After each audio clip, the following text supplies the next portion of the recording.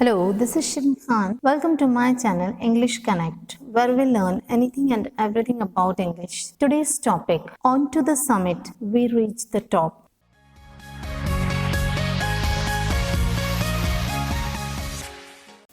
On to the summit, we reach the top. इसके writer है तेंजिंग नोर्गे, जो कि शेरपा तेंजिंग के नाम से जाने जाते हैं. He was one of the first two individuals known to reach the summit of Mount Everest. Mount Everest पे चढ़ने वाले दो लोगों में से शेरपा तेंजिंग एक थे और दूसरे थे एडमंड हिलरी. इस लेसन में, जो कि एक आर्टिकल है टाइम्स ऑफ इंडिया में पब्लिश हुआ था, यहाँ पर तेंजिंग नोर्गे अपनी उस चढ़ाई के दौरान जो भी इंसिडेंट्स हुए, जो इवेंट्स हुए, वो बताते हैं. दुनिया की इस हाईएस्ट पीक पर चढ़ने की जो उनकी जर्नी थी, उसको उन्होंने एक्सप्लेन किया है, क्या क्या हुआ और जब वो उस समिट से, माउंट एवरेस्ट से जब उतर रहे थे तब क्या हुआ, ये सब उन्होंने यहाँ पर एक्सप्लेन किया है. So let's start the lesson. जब फ्राइडे के मॉर्निंग हमने कैंप 9 छोड़ा, हमने दृढ़ निश्चय कर लिया था कि चाहे जो हो जाए हम आज टॉप पर पहुंच कर रहेंगे. यहाँ टॉप का मतलब है माउंट एवरेस्ट के टॉप पर,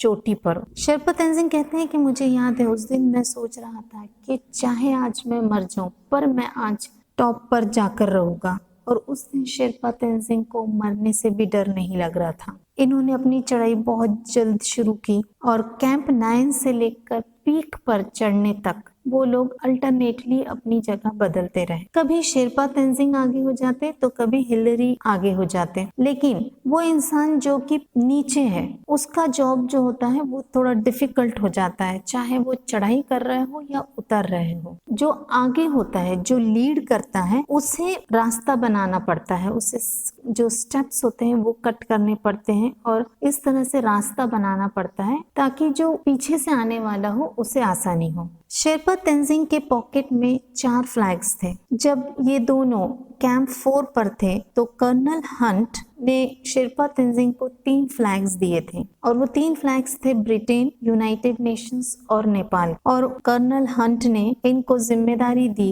कि ये फ्लैग्स दुनिया के सबसे हाईएस्ट माउंटेन पर लगाना. उन्होंने कहा था कि ये तीनों फ्लैग मैं तुम्हारे सुपुर्द करता हूँ. जब तुम ऊपर पहुंच जाओ माउंट एवरेस्ट की चोटी पर इन्हें रख देना और मुझे पूरा भरोसा है कि तुम और एडमंड हिलरी ये काम करोगे. तब शेरपा तेंजिंग ने कर्नल हंट से कहा कि मैं अपने साथ इंडियन फ्लैग भी लेकर आया हूँ और मैं चाहूंगा कि मैं इंडियन फ्लैग भी इन दूसरे फ्लैग्स की तरह माउंट एवरेस्ट के पीक पर रख कर आऊं. उन्हें शेरपा तेंजिंग को कर्नल हंट की परमिशन लेना जरूरी था क्योंकि उस एक्सपीडिशन के लीडर जो थे वो कर्नल हंट थे. कर्नल हंट ने कहा, मुझे बहुत खुशी है कि तुमने ये इंडियन फ्लैग लाए हो और बिल्कुल तुम इंडियन फ्लैग को भी वहां लगा सकते हो. 1 घंटे की कांस्टेंट चढ़ाई के बाद ये वेस्ट साइड की तरफ चढ़ने लगे, जहाँ की इन्हें एक रॉक्स की लाइन पार करनी थी और ये जो रॉक्स थे ये बहुत ही ढलान वाले रॉक्स थे. इसलिए ये जो रॉक्स पर जो चढ़ाई थी ये बहुत ही स्लो और बहुत ही डिफिकल्ट थी. अगर ये रॉक्स की चढ़ाई एक बार ये पार कर लेते तो वहाँ ऐसा कुछ भी नहीं था उसके बाद जो कि इन्हें माउंट एवरेस्ट के टॉप पर चढ़ने से रोकता. जस्ट एक स्लोप था जो कि स्नो से कवर किया हुआ था, बट जैसे जैसे ये स्लोप टॉप की तरफ जा रहा था वैसे वैसे उसका जो ढलान था वो कम होते जाता था. लास्ट के 60 या 70 फीट की जो चढ़ाई थी वो ज्यादा डेंजरस नहीं थी, पर इन्होंने अपनी जो स्पीड थी चढ़ने की उसे कांस्टेंट रखा और कुछ देर बाद वो माउंट एवरेस्ट के समिट पर एक साथ पहुंच गए. अब माउंट एवरेस्ट का जो पीक था वो एक छोटा सा फ्लैटेंड एरिया था. जब एडमंड हिलरी और शेरपा तेंजिंग माउंट एवरेस्ट की तरफ पहुंच रहे थे तो इन्होंने दोनों के बीच में नियरली 20 फीट का डिस्टेंस रखा हुआ था और दोनों के दोनों एक दूसरे से एक रोप से बंधे हुए थे, जो रस्सी होती है उससे बंधे हुए थे. ज्यादातर जो रोप थी वो लूज रहती थी, लेकिन जब इन्हें लगता था कि आगे कुछ डेंजरस ग्राउंड है जहाँ पर ज्यादा खतरा है तो वो उस रोप को टाइट कर लेते. ये रोप एक तरह से सिंबल थी जिसने इन दोनों को बांध कर रखा हुआ था, एक दूसरे के सिवा मूव नहीं कर सकता था. ये दोनों दो इंडिविजुअल्स नहीं थे, दो अलग अलग इंसान नहीं थे, बट एक टीम थी. बहुत बातें तेंजिंग नोर्गे कहते हैं कि कई बार मुझसे ये पूछा गया है कि कौन पहले पहुंचा, हु वॉज फर्स्ट। जब हम समिट के पास थे मैंने कभी ये नहीं सोचा कि कौन पहले पहुंचेगा, और मुझे इस बात का भी भरोसा है कि हिलरी के दिमाग में भी ये ख्याल, ये विचार नहीं आया होगा, क्योंकि जब हम क्लाइंबिंग करते हैं तो हमारा पूरा ध्यान क्लाइंबिंग पर होता है कि हमसे कोई गलती ना हो, क्योंकि अगर छोटी सी भी गलती होती तो इनकी जान भी जा सकती थी। क्लाइंबिंग करते टाइम दूसरी बहुत सारी बातें होती हैं जिनकी हमें वरी करना पड़ता है, जिनकी हमें फिक्र करनी होती है, और इससे कोई फर्क नहीं पड़ता कि मैं पहले पहुंचूं या फिर हिलरी पहले पहुंचे। हमारा मेन एम ये था कि हमें किसी भी हाल में टॉप पर पहुंचना था, और हमको ये भी पता था कि हम अकेले ये काम नहीं कर सकते थे। तेंजिंग आगे कहते हैं कि अगर हम दोनों के बीच में 1000 फीट का डिफरेंस होता तो फिर शायद हम ये क्लेम कर सकते थे कि मैं पहले पहुंचा या हिलरी पहले पहुंचा। और अगर ऐसा होता भी, अगर हमारे बीच में 1000 फीट का फर्क होता भी, तब भी जो इंसान पीछे था वो ही डिस्टेंस कंफर्म कर सकता था कि दोनों के बीच में कितना डिस्टेंस है, क्योंकि आगे जो होता है उसे ये पता नहीं चलता कि कितने डिस्टेंस पर दूसरा इंसान है। जब हम लोग समिट पर पहुंचने के बाद वापस काठमांडू पहुंचे तो हमको पता चला कि एक कंट्रोवर्सी हो गई है, और हमने उस कंट्रोवर्सी पर बात की। हिलरी, कर्नल हंट और मैं, हम तीनों ने उस पर बात की और इस नतीजे पर पहुंचे कि जो भी कंट्रोवर्सी थी वो बहुत ही चाइल्डिश थी, बहुत ही बचकानी थी। सो हमने एक आपस में हम तीनों ने एक एग्रीमेंट किया, और नेपाल के प्राइम मिनिस्टर ऑफिस में उस एग्रीमेंट पे हर एक ने साइन की। हिलरी का साइन किया हुआ स्टेटमेंट मेरे पास है, जो कि मैं पॉकेट में कैरी करता हूँ। जो स्टेटमेंट है वो इस तरह से है। ऊपर लिखा हुआ है काठमांडू, जून 22, 1953। मई 29 को तेंजिंग शेरपा और मैं का मतलब यहाँ पर है एडमंड हिलरी, क्योंकि ये एडमंड हिलरी का स्टेटमेंट है जो कि तेंजिंग नोर्गे के पास है। तो तेंजिंग नोर्गे और मैं माउंट एवरेस्ट पे चढ़ने के लिए निकले। जैसे ही हम साउथ समिट की तरफ चढ़ रहे थे, हम अपनी जगह बदलते रहते, कभी मैं आगे हो जाता, कभी शेरपा तेंजिंग आगे हो जाता। हमने साउथ समिट पार किया और लगभग एक साथ ही समिट पर पहुंचे। समिट मतलब माउंट एवरेस्ट का जो टॉप था वो, और वहां पहुंचकर हमने एक दूसरे को गले लगाया और बहुत ज्यादा खुश थे अपनी सक्सेस पर, अपनी कामयाबी पर। और फिर वहां मैंने एक फोटो लिया तेंजिंग की, फ्लैग को पकड़ते हुए। तेंजिंग के हाथों में नेपाल, ब्रिटेन, यूनाइटेड नेशंस और इंडिया का फ्लैग था, साइंड बाय हिलरी। अब ऐसा ही पेपर इंग्लिश में लिखा हुआ है जिसे कि मैंने साइन किया है। हमने ये डिसाइड किया कि हम किसी भी तरह की कंट्रोवर्सी में नहीं पार्ट लेंगे। हम कभी भी ये क्लेम नहीं करेंगे कि मैं पहले पहुंचा था। हिलरी और मैंने एक दूसरे को गले लगाया ऊपर पहुंचने के बाद, और क्योंकि हमारे साथ, हमारे पीठ पर बहुत भारी सामान लदा हुआ था, इसलिए हम जैसे भी एक दूसरे को गले लगा सकते थे हमने गले लगाया। और मुझे याद है मैंने एडमंड हिलरी से कहा, वी हैव डन इट, हमने ये कर दिखाया। बट हम सुन नहीं पाए क्योंकि हमने ऑक्सीजन मास्क पहना हुआ था।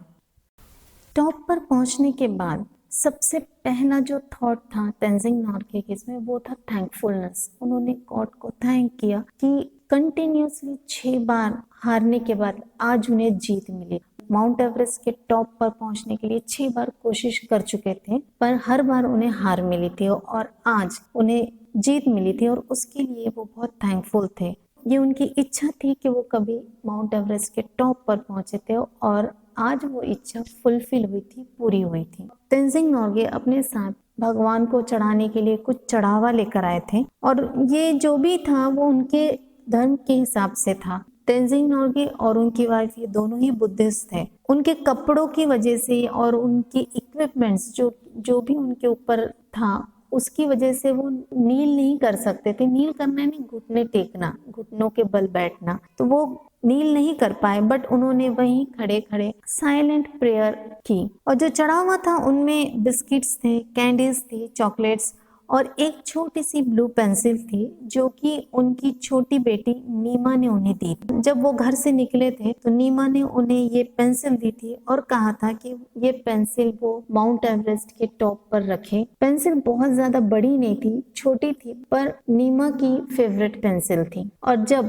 तेंजिंग नोर्गे अपनी ये बेटी की दी हुई छोटी पेंसिल टॉप पर रख रहे थे तो उन्होंने हिलरी को इशारा किया और हिलरी ने एक बहुत बड़ी स्माइल दी और बताया कि हाँ वो समझ चुके थे कि वो क्या था। फिर तेंजिंग नोर्गे ने अपने जेब में रखे हुए फ्लैग्स निकाले और उन चारों फ्लैग्स को एक रस्सी से बांधा जो कि नियरली 4 फीट की थी। उस रस्सी का एक एंड उन्होंने अपने आइस एक्स, जो आइस को फोड़ने का जो इक्विपमेंट होता है, उसकी तरफ बांधा और हिलरी ने उनकी पिक्चर्स ली। अब वो जो आइस एक्स था वो तेंजिंग को अपने साथ नीचे लाना था, इसलिए तेंजिंग ने उस रस्सी का एक एंड आइस के अंदर दबा दिया और दूसरा एंड उस माउंट एवरेस्ट के पीक की जो स्लोप थी वहां पर दबा दिया। और जब हमने उस समिट को छोड़ा, और तेंजिंग नोर्गे कहते हैं कि जब हमने उस समिट को छोड़ा तो हम देख सक रहे थे कि जो फ्लैग्स थे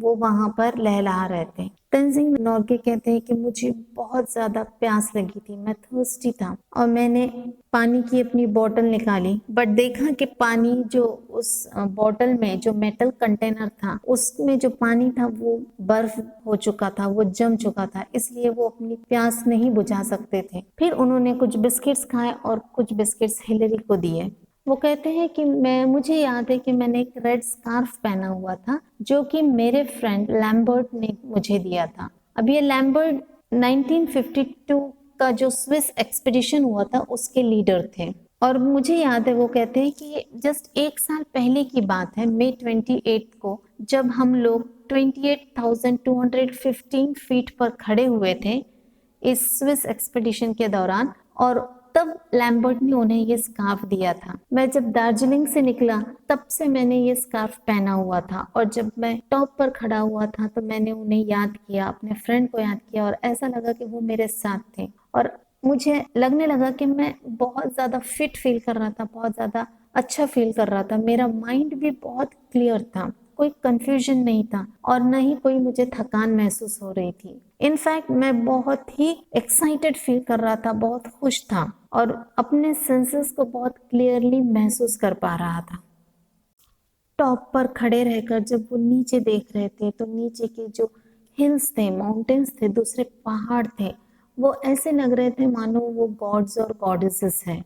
और नीचे के जो प्लेन्स थे, जो फ्लैट जमीन थी, वो ऐसा लग रहा था मानो किसी मैप के टूटे हुए टुकड़े हैं। उस टॉप पर इतनी जगह है कि 2 या 3 लोग खड़े हो सकते हैं, लेकिन जब टॉप से नीचे उतरते हैं 20 या 30 फीट नीचे उतरने के बाद वहाँ फ्लैट एरिया है जहाँ पर 2 लोग आसानी से सो सकते हैं। इनफैक्ट वहाँ पर टेंट भी लगाया जा सकता है। जो समिट है वो एक तरफ से फ्लैट है और दूसरी तरफ से बहुत ही ढलान वाला है, बहुत ही उतार है। नॉर्थ साइड में एक तरफ जहाँ बहुत स्नो है, वहीं साउथ और ईस्ट की तरफ रॉक्स है और वेस्ट की तरफ स्नोई रॉक है, स्नो से बने हुए रॉक्स। वो कहते हैं कि हम लोग माउंटेन की टॉप पर 15 मिनट्स रहे और हम लोग लकी थे कि जब हम टॉप पर पहुंचे तो वहाँ कोई हवा नहीं थी, बहुत जोरदार हवा नहीं थी, क्योंकि अगर वहां पर हवा होती तो शायद वो वहां पर नहीं रुक पाते। अब तेंजिंग नोर्गे के दिमाग में ये था कि अब हमें सेफली नीचे उतरना है। जब ये समिट से उतर रहे थे, तेंजिंग नोर्गे हिलरी के पीछे थे और उन्हें फॉलो कर रहे थे। उन्होंने रस्सी को बहुत टाइटली पकड़ रखा था और वो कहते हैं कि मेरा पूरा जो ध्यान था ये था कि हिलरी बहुत सेफली नीचे उतर सके। माउंट एवरेस्ट के टॉप पे चढ़ने से ज्यादा खतरनाक था माउंट एवरेस्ट के टॉप से नीचे उतरना, क्योंकि अगर ये थोड़ा भी फिसलते तो ये लोग सीधा जाकर गिरते थे कैंगशुंग ग्लेशियर में और इनका वहां कोई नामो निशान भी नहीं मिलता। नीचे उतरने में टाइम कम लगा लेकिन प्रिकॉशन ज्यादा लेना पड़े। जब हम कैंप 9 पर पहुंचे तो सबसे पहला थॉट ये था कि हम किसी भी तरह की एक्सीडेंट से बच गए हैं और अगर अब तक की कोई एक्सीडेंट नहीं हुआ है तो मुझे पूरी उम्मीद है कि आगे भी कोई एक्सीडेंट नहीं होगा। मैंने हमेशा गॉड से प्रे किया है, भगवान से प्रार्थना की है और उन्होंने हमेशा मुझे बचाया है। कैंप 9 पर हिलरी और मैं, हम किसी से भी बात करने के मूड पर नहीं थे। हमने अपने अपने काम किए, वहाँ आधा घंटा तक रुके, थोड़ा सा जो बर्फ थी, स्नो थी, उसे बॉईल किया ताकि हम नींबू पानी बना सके और इन्होंने उस बर्फ का नींबू पानी बनाकर पिया। जब ये नीचे उतरने लगे तो इन्होंने अपने साथ सिर्फ अपने स्लीपिंग बैग्स लिए और बाकी सब सामान टेंट में छोड़ दिया। अब इसकी वजह ये थी कि ये नहीं चाहते थे कि अननेसेसरी सामान ये ले जाएं, अननेसेसरी बोझ अपने ऊपर रखें। फिर ये कैंप 9 से कैंप 8 पर पहुंचे और ये इजी जॉब था और वहां उन्होंने रात गुजारी। कैंप 8 के अबव लोग हमें देख पा रहे थे। जब तेंजिंग नॉर्गे और एडमंड हिलरी 8 कैंप के थोड़े ऊपर थे तब इन्हें नीचे लोग दिखाई दे रहे थे जो इनका रास्ता देख रहे थे। इनके साथी नॉइस और जो लोग थे वो इन लोगों को देख रहे थे। तब तेंजिंग नॉर्गे ने इशारा किया, थम्स अप किया उन्हें और ये बता दिया अपने थम्स अप से कि वो लोग माउंटेन के टॉप पर पहुंचे थे। और ये देखकर उनके जो साथी थे नॉइस और लोग, वो खुशी से उछल पड़े। और नॉर्गे कहते हैं कि इस तरह से मैं उन्हें अपनी सक्सेस के बारे में बता सका। और जब ये 8 कैंप के पास पहुंचे तो उनके साथी मिलने के लिए 300 फीट ऊपर आए और अपने साथ टी और कॉफी लेकर आए। तेंजिंग नॉर्गे कहते हैं कि जब हम कैंप 8 से 50 फीट नीचे उतरे तो वहां मुझे मेरा फ्रेंड नॉइस मिला जिसने मेरे लिए और चाय बनाकर लाया था। पर जब तेंजिंग नॉर्गे ने चाय पी तो उन्हें उसमें केरोसिन की बू आई। मैं ये समझ गया था कि ये चाय बहुत गड़बड़ में बनाई गई थी और किसी तरह से जो केरोसिन था वो कप में गिर गया था। लेकिन तेंजिंग नॉर्गे कहते हैं कि मुझे पता था कि मेरे फ्रेंड ने मेरे लिए इतना ट्रबल लिया था और चाहे जो हो जाए, चाहे जैसी स्मेल आए, मैं इस चाय को एंजॉय करने वाला था। So here we finish the explanation of On to the Summit. I hope you understood it very well. For any queries, any difficulties, comment in the comment section. Thank you. Keep watching.